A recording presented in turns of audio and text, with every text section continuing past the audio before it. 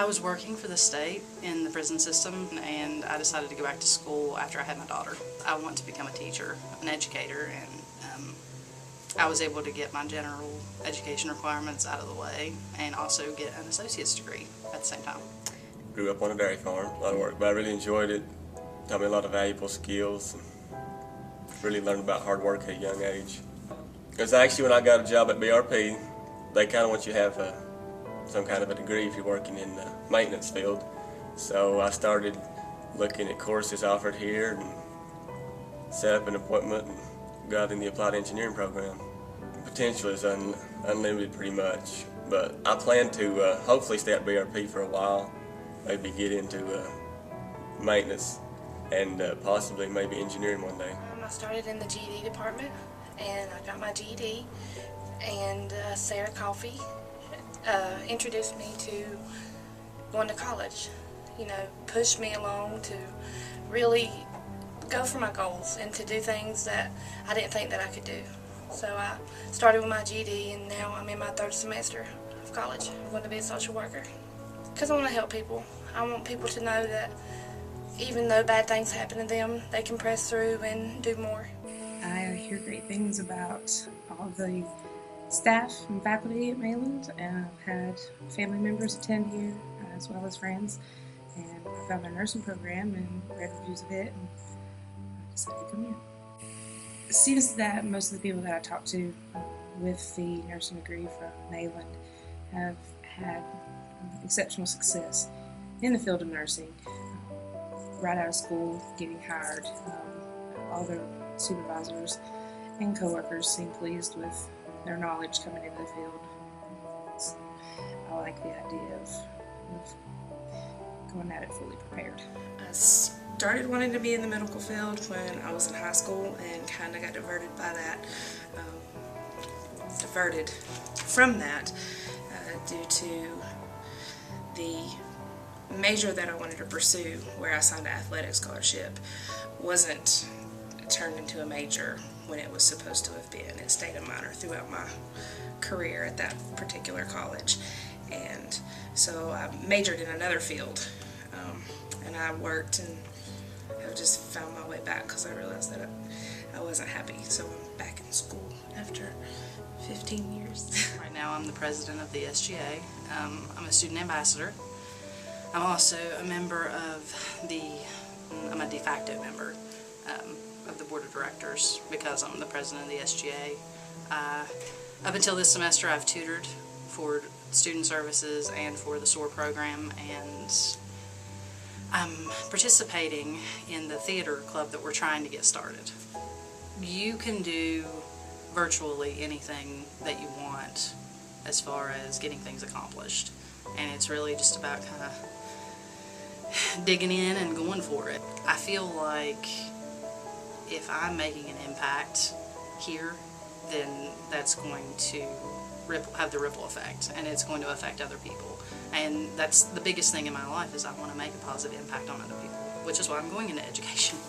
Everything I've learned so far, I can take it immediately to work and put it to use. It just makes me more of an asset to the company, and really just helps me further better myself in my job.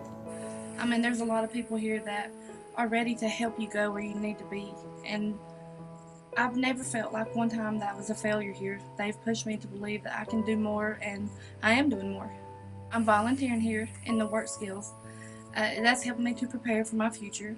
I will volunteer at Crossmore to help with kids who have disadvantages, but it's pushed me to, you feel like you have boundaries, but when you come here, your boundaries are limitless. You can do anything here. I love the fact that all the faculty, staff, and instructors have been very open and willing to work with me and help me. I'm on a first-name basis. There's multiple times I'm walking down the hall by general offices and people are calling me by first name, asking how things are going, asking about my family.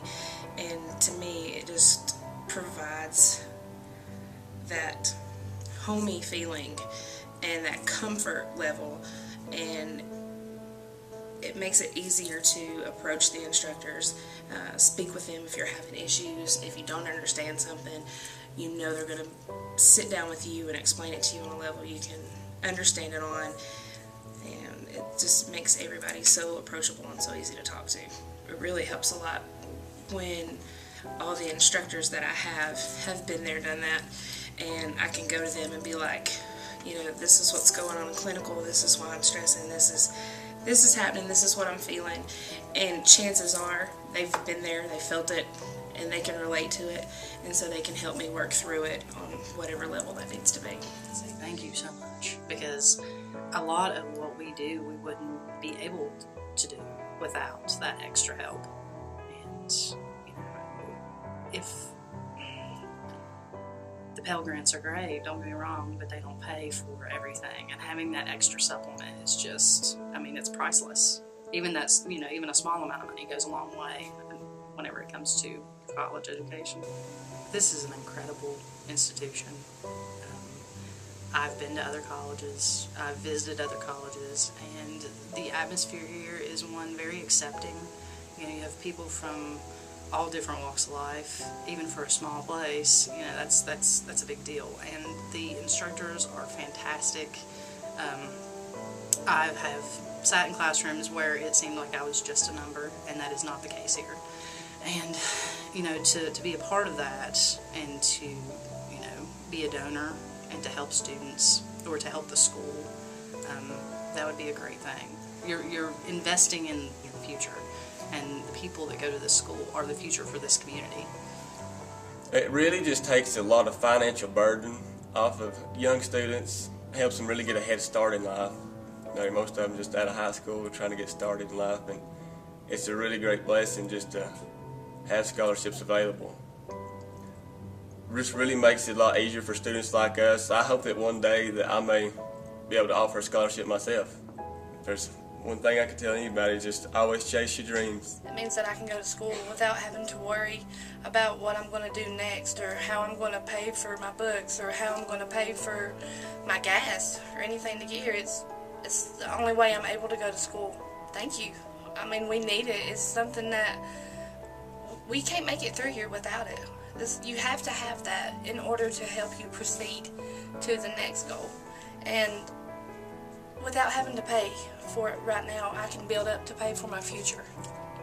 The diversity here makes it even better that it doesn't matter where you come from or what you do or what you've done, that you're here at Mainland and you can do it. You can be who you want to be.